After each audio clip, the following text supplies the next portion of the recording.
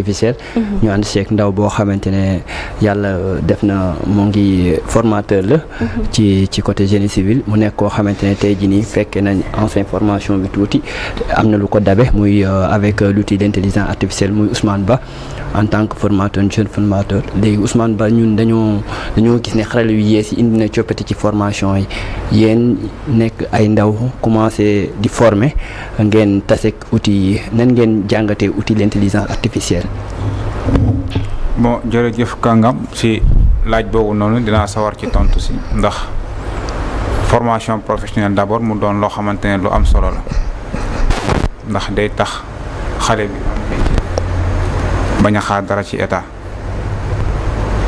bon outils yu bees yi aussi comme IA yi ou bien numérique boobu noonu en tout cas da koy yombal ci lu bëri sax ci anam yu bëri ci ndaw moomu ndax tey outil bi dina permettre ndaw bi à ce que mu mën a progresser ci sàkku xam-xam boobu noonu ci fi mu toll outil bi aussi dina tax mu mën koo personnaliser comment c'est-à-dire tey kàngam muy sàkku xam-xam am na fu mu yem mais am na fu mu bëgg a yegg bokkut ak peut-être soxna si moom it am na lu mu xam am na fu mu bëgg a yegg donc dina différencier ñaar ñooñu ci interaction bi kàngam di def ci outil bi ak soxna si bi muy def ci en tout cas progression boobu noonu donc outil yooyu noonu dafa am solo bu baax a baax ci en tout cas formation jeunes yi. en tout cas mu nekk loo xamante ne ñëpp a ngi koy bàyyi xel côté modernisation de l'apprentissage yéen ñiy tàggat nit ñi ngeen gis ne des fois bien avant que xale yi wala jeunes yi formé wu di ko utiliser yéen est-ce que yéen ñii di tàggat xam ngeen nan ngeen koy utiliser wala yéen ànd ngeen ak étudiants yi wala élèves yi di ko utiliser parce que am na ñoo xam ne ànduñu ci loolu ñuy utiliser intelligence artificielle ndax yéen jeunes formateurs yi ànd ngeen ci. voilà donc li ma ciy wax loolu c'est-à-dire tey lépp lu ñëw rek peut-être dina am ñu ko gisee ci 2 angles différents voire même plus dina am côté aussi bu baax ak côté bu bon mais man je me dis que en tout cas en tant que formateur jàpp naa ne lu ñu war a encourager à ce que jeunesse bi di ko utiliser beneen fànn bi aussi mooy ñu jéem a en tout cas formateurs yi aussi ñu jéem a def un relèvement ou bien un relèvement de compétences ci côté boobu noonu parce que day faciliter day yombal encadrer ci jeunes yi aussi former ci formateurs yi une formation pour les formateurs d'abord ñu doog a mën a encadrer les jeunes ñi koy utiliser maam loolu moo war a jiitu ndax jeune bi aussi bu ko jëlee rek di ko utiliser mën na ko utiliser à d'autres effets yoo xamante ne peut-être ce sont des effets négatifs lay doon contrairement à en tout cas li ñu doon saytu à ce que mu kon ko yokk xam-xam gën a tax mu gën a sourcier wu ci formation bi muy def donc si loolu ndaxte ñun dañuy faciliter lu bëri actuellement man je suis au lycée technique de Tambacounda sori na Sénégal 400 et quelques kilomètres et pourtant j'étais étudiant ici au Sénégal ici à Dakar à Kédougou et cetera, ce sont des professionnels dama leen defal des cours en ligne par rapport à des plateformes virtuelles comme Google Meet comme Microsoft Teams et cetera. Il y a beaucoup en tout cas de plateformes virtuelles yoo xamante ne dañ ci organiser des classrooms di def cours donc en tout cas c'est intéressant bu ñu ko jëlee angle boobu. ok comment ça peut améliorer de la qualité pédagogique maanaam qualité pédagogique bi nan la ko mën a améliorer ñoom xarale yu yees yi. ok bëri na ni mu ko mën a améliorer bëri na parce que tey xarañe yooyu noonu dina tax en tout cas étudiant bi tey buy def ce qu'on appelle la pratique parce que la formation professionnelle elle allie les deux la théorie et la pratique on ne peut pas en tout cas nekk ci formation professionnelle nekk ci théorie bi kese non loolu de formation professionnelle bu ñuy wax formation professionnelle dañuy allier la théorie et la pratique souvent même amoon nañ ko benn tour bu ñu koy formation par alternance ñëw na fi léegi pratiquement tu fais 60% à l'entreprise de l'heure et les 40% au niveau de l'établissement c'est ça une formation par alternance li nga xamante ni mu la koy jàngal théoriquement en classe da ngay dem sur le terrain pour pratiquer loolu pour mën a gis loolu donc outil bi boo ko jëlee tey par exemple sans nga déplacer wu dem sur le terrain en classe mën ngaa utiliser outil boobu comment le faire par des simulations par exemple ndaw ba nga xamante ne yaa ngi koy jàngal tey câblage domestique mooy courant mu war a gis ni lampe bi di taxee mën nga koo simuler à ce que mu def contact simuler ko programmer ko bés ordinateur bi nga gis par exemple courant fi muy jaar ci biir fil yi arrivé au niveau de l'interrupteur mu actionné ko nga gis lampe bi tàq donc simulation mën na koo def à distance bel et bien c'est bel et bien possible à distance. Donc comment vous appréciez la formation avec les nouvelles applications de l'IA, Safi? Pour moi, c'est toujours important. Parce que c'est toujours important également de s'adapter, mais aussi d'évoluer en fonction des nouvelles technologies de l'information et de la communication. Déjà, des yombal, c'est les plus que ce soit dans le domaine du journalisme ou le c'est toujours important nga xam carrément que ni évolution technologie fii la toll ak man tamit ban jeexital lay mën a am tamit si li nga xamante ne moom laay liggéey ak moom laay jëfandikoo. Mamou. waaw dama koy poser question bëgg a xam rek moom Ousmane. D'abord damay kontaan rek parce que man moom xam nga suuf si man moom damaa bëgg fu ma cosaanoo. boo tuddee Casamance ma kontaan boo tuddee Tambacounda aussi ma kontaan parce que Tamba laa cosaanoo donc mbégte rek ak kontaante laa am jàkkaarloo ak Ousmane. li ma bëgg a poser question rek mooy tey jii bëgg nañ xam te intelligence artificielle bi ndax da nga jàpp ne jamono ji état daf ci war a taxaw bu baax a baax ba ñuy jàngal suñu ndaw yi ci loolu parce que yaa ngi wax ay maanaam di nga à distance mun nga def lu bëri. kon tey jii nii te ñu gis ne fii lu ci gën a bëri majorité élèves yi nu mu tudd sax littérature la ñuy def. tey boo demee université lu ci gën a bëri ci étudiants yi fac lettres lañ nekk kon tey jii nii ban message ngay lancer autant pour moi nguur gi pour au moins ndaw yi gën a mën a jublu dem ci côté technologie bi. bon question boobu naa sawar ci tontu si ndax it en tout cas il est temps à ce que état mu encadrer mu sensibiliser d'abord encadrer en tout cas la formation professionnelle parce que auparavant je me rappelle bi ma nekkee peut-être Limamoulaye di def terminal T2 dañ daan wax en tout cas bac T mooy tukki tekki toog torox loolu lañ ko doon wooyee et aussi l'enseignement technique et la formation professionnelle dañ ko defoon en tout cas des apprentissages de second plan voilà c'est un gamin boo xamante ne peut-être il est limité moom moo ko war a def wala def na bac S2 L essuyé ñu door koo virer à l'enseignement technique alors que ça c'est le contraire et c'est archi faux parce que mënoo doon en tout cas quelqu'un ci enseignement technique et la formation professionnelle sans autant nga am des bases solides sur les mathématiques et les sciences physiques ça c'est impossible et aussi en tout cas un bon technicien ou bien un bon ingénieur en génie civil ou bien un bon ingénieur en électrotech etc. ci domaine yooyu en tout cas technique yi en tout cas il faut aussi pouvoir oser parler, expliquer un mécanisme, expliquer le fonctionnement d'un bâtiment, expliquer en tout cas la différence de ces matériaux-là qu'on utilise dans le bâtiment. Donc, tu allais en tout cas la science, tu allais aussi la théorie et la littérature. Parce que boo jëfee dara mënoo koo expliquer mënoo koo wax à ce que soxna si xam ko wala kàngam xam ko wala population xam ko est-ce que loolu am na njëriñ. amul njëriñ. donc loolu moom état bi da see war a jóg.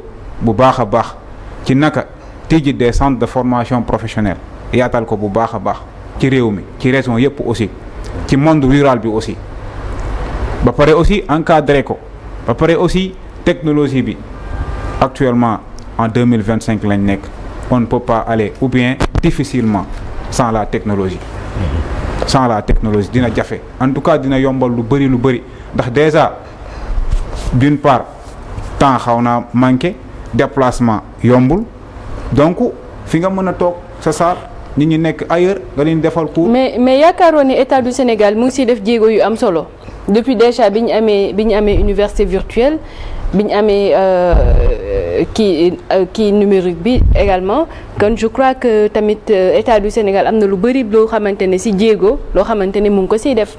peut-être que nit ñi ñoo war tamit dem di gëstu di xool en termes de technologie lii lan la ci état du Sénégal def ci digitalisation.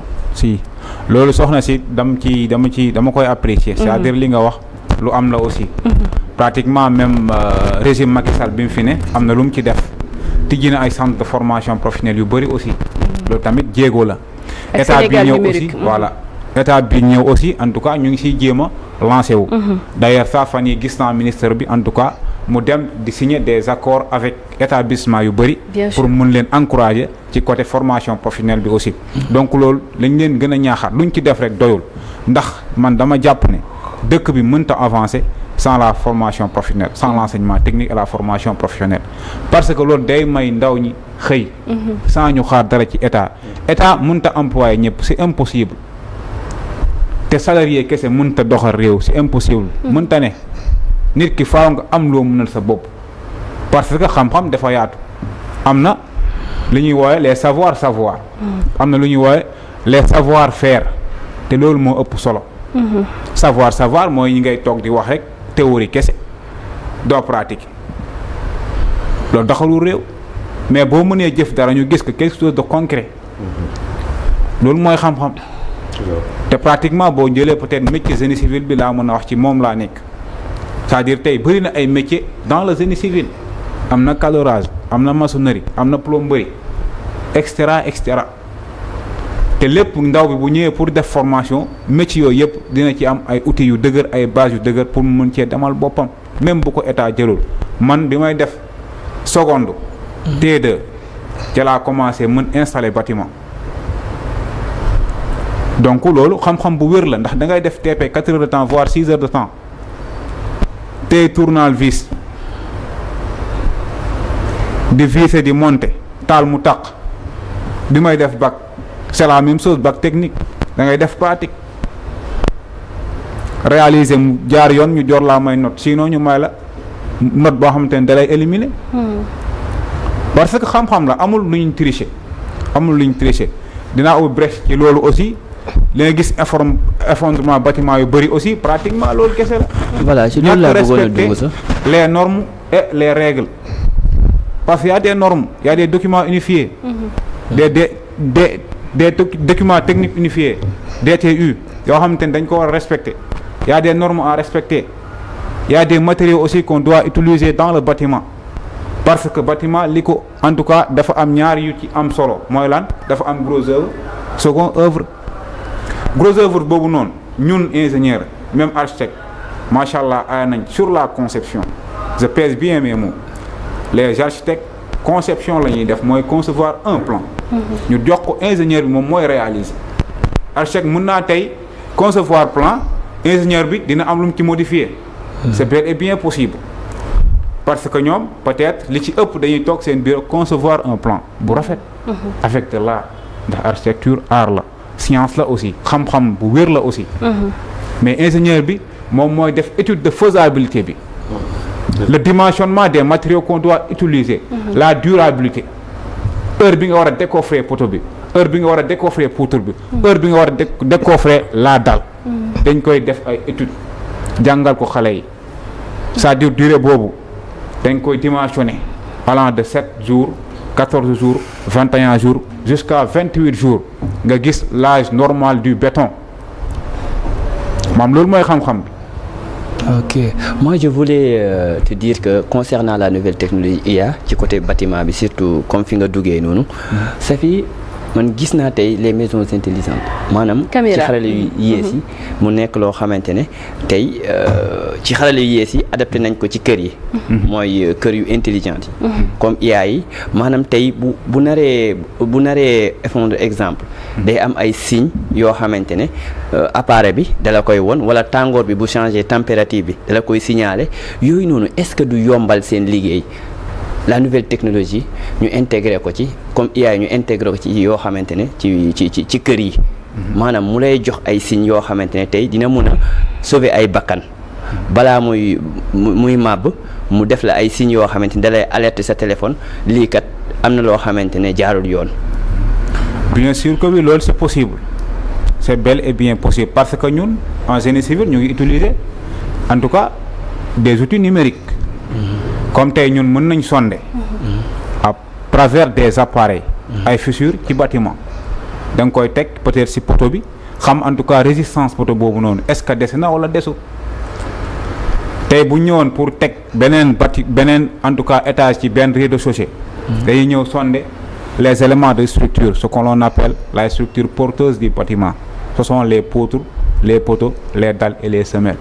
Parce que dafa un cheminement bi mu war a jaar pour wàccee charge yi mu jox ko suuf si loolu noonu ki nga xamante ne jàng ko mënoo koo xam c'est impossible. Ok. Donc outils yooyu ñun nañ koy utiliser même boo jëlee la topographie il y a des appareils yi ngeen gis gars yi di yor ci tali yi. di jël ay mesures ça ce sont des outils informatiques. tey mën nañ toog fii tey fi ma toog nii avec un logiciel ma jël benn terrain xool dimension terrain bi. xool relief terrain boobu noonu c'est à travers les outils. boo demee tey au niveau par exemple du G15 am na ay formation yu ñuy def ci wàllum suuf la ci wàllum géographie. xam zone localité bi lan moo fa nekk ci relief boobu noonu. comment calculer la surface nga toog fi nga toog xam la surface réelle du terrain. oui ça peut. Donc loolu noonu mën nañ ko c'est bel et bien possible aussi ndaxte tey comme auto par exemple nga jël auto wala moto quelque chose comme ça c'est de l'électronique par exemple moo ci am. buy panne da lay signaler. bu ndox bi jeexee da lay signaler carburant bi et cetera c'est bel et bien possible aussi bu ñu intégrer ko au niveau du bâtiment. peut-être fii la amagul mais lu am la lu exister la aussi. nga xam te lépp lu ci am rek mën na la ko signaler comme les caméras de surveillance. day détecter di gis ki war a ñëw ak ki ñëwul et cetera et tout ça. Donc c'est à travers des capteurs tout simplement tey robinet da nga koy def nii loxo mu xel li ndox loolu capteur moo koy def. comme ci péage yi. lu ñuy programmer kese teg ko. et c'est pas en tout cas du tout diable. il suffit tout simplement ñu encadrer ci et aussi moyens yi nekk fi.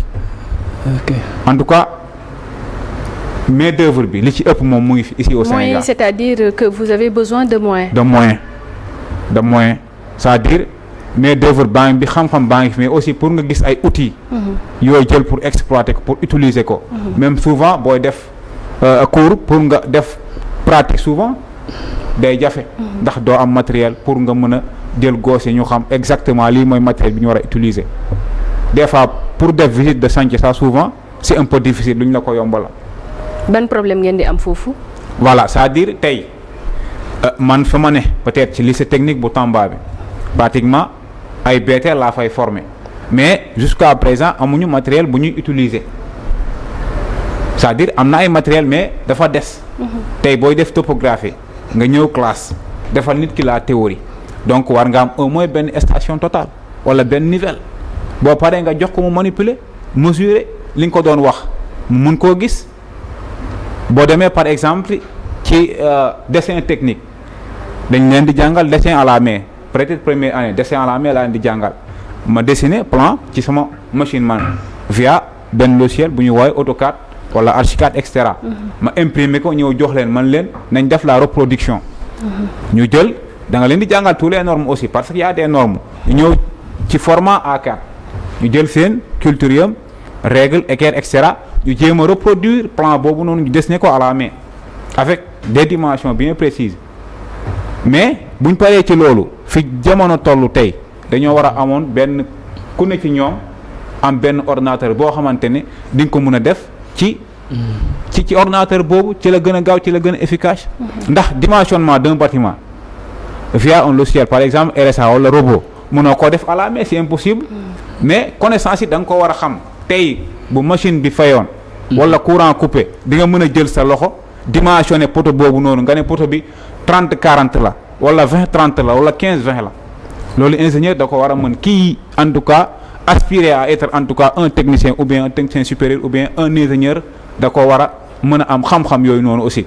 peut-être loolu ci défi yi tuuti laay dugg ndax boo demee ba tàmm aussi outil numérique bi kese nga fàtte yow kat war nga am xam-xam sa loxo. boo xamante ne bu courant coupé woon tey di nga mën a débrouiller pour def sa cours di nga mën a débrouiller pour inspecter travaux yi maçon yi def en tout cas foofu noonu dañ ko war a en tout cas moytu aussi ci côté numérique bi. dalay tayeloo aussi ñi ci bëri et en tout cas loolu baaxul donc dañoo war a def en tout cas dem koo allier.